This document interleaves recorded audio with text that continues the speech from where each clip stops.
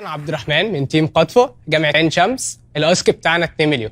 قطفة هي بتتكلم عن الانتاج الغذائي، بس قبل ما نتكلم احنا ممكن نكون متخيلين كبشر بننتج فاكهة وخضار قد ايه مثلا. احنا بننتج حوالي 2.5 مليار طن من الغذاء، ولكن احنا بنرمي نصهم في الشارع او في الزبالة بدون استخدام، وده هدر كبير جدا لينا كبشر. فالفكرة كلها هو ليه الفاكهة والخضار بيبوظوا بسرعة كده وبنرمي منهم كميات كبيرة؟ باختصار الفاكهه بتبوظ بسبب 3 حاجات في الاغلب، يا اما عمليه اوكسيديشن على الطبقه الخارجيه، يا اما بتفقد جزء من الرطوبه، يا اما تكون عليها فانجاي ومايكرو اورجانيزم. وهنا كانت فكرتنا ازاي ممكن نعمل حاجه تحمل ثمره اكتر وتكستند شيلف لايف. بدأنا نفكر احنا ممكن نعمل ده ازاي. عملنا اول اديبل كوتنج مصري ممكن يتاكل، اشتغلنا بيه وعملنا MVP ريسيرش كتير قوي، وبدأنا نعمل حاجه ما فيهاش اي توكسيستي لانها كلها من زيوت طبيعيه وبوليمرات طبيعيه بنجيبها من عمليه ريسايكلينج. فاحنا بنعمل ريسايكل للحاجات تعتبر ما لهاش قيمه وفي نفس الوقت بنخلق لها قيمه زياده. وعملنا اول تجربه لينا قدرنا نكستند شيلف لايف للبرتقال لحد 50 يوم، وحاليا قدرنا نوصل ل 80 يوم و90 يوم من اول فورمولا لينا.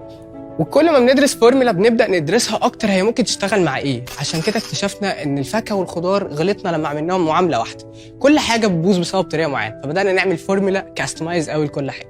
طب هل الماركت بيحتاج ده ولا هي دي مجرد حاجه سستينابيلتي؟ لا، هو الماركت ده بيحتاجها فعلا. احنا السوق المصري من اهم الصادرات للعالم كله، فكان الحل ان احنا لو ادينا اديبل كوتنج ما فيهوش اي توكسيستي فده بيحل معانا اكتر. وهنقدر في ساعتها نكلم محطه تصدير، وده اللي عملناه، نزلنا محطات تصدير، هل انتم محتاجين اللي بنعمله؟ قالوا لنا جدا.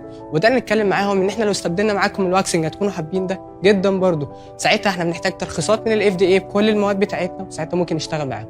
هما اتكلمنا مع محطتين ووافقوا جدا ان هم يشتروا معانا، وهم ويتنج ليست حاليا، بمجرد ما ناخد السيرتيفيكيشن في مصر فاحنا قادرين نبيع لهم. انا قريت عن حاولت اني اعرف اكتر عن القصه بتاعتكم دي الحقيقه، ومنبهر تماما. ليه بقى منبهر تماما؟ لان انا عندي شغف شديد بفكره الاستدامه والسستينابيلتي زي ما انت قلت يا عبد الرحمن. والمشروع بتاعكم ده فيه كميه استدامه جواه مهوله، بالاضافه لكده انه هي كمان بتدينا فرص كدوله ان احنا نكون كومبيتيتيف اكتر او عندنا تنافسيه اكتر في التصدير، ودي قصه زي ما انت قلت برضو مهمه جدا. فالحقيقه الفكره كلها على بعضها قيمه جدا وقويه جدا، وعايز احييكم عليها. وزعلت لانه لقيت انه في العالم الموضوع ده متطور كتير جدا جدا عن ما هو عندنا.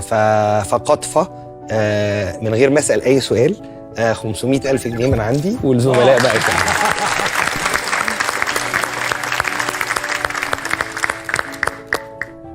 هتوفر لي ازاي؟ يعني انا النهارده انا بحط في ثلاجاتي ايه التوفير اللي هتقدر تقدمه لمزارعنا في البطاطس؟ احكي لي بقى. اول حاجه انت هنعاملك بقى ان انت مش مصدر، انت هيئه بتخزن نفسها. اولا انت عندك الكوست بتاعت التمبريتشر، ان انت لو قللت درجه واحده ده بتعمل كوست سيفنج.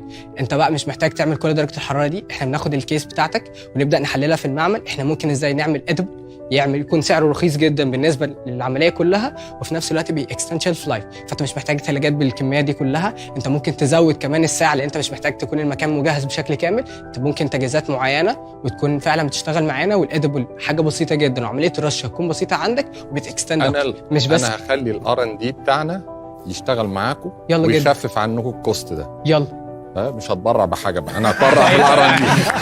لا بس احنا البرودكت معانا لازم نجربه. يلا عايزين تجربوا انا جاهز. هو الهدف من التجربه ايه؟ اتفضل. احنا مش بنقيس الكنترول انها تبوظ ولا لا، لان مفيش حاجه بتبوظ دلوقتي، بس احنا عايزين نقول ان مشاكل الادبل كوتنج في الريحه والشكل.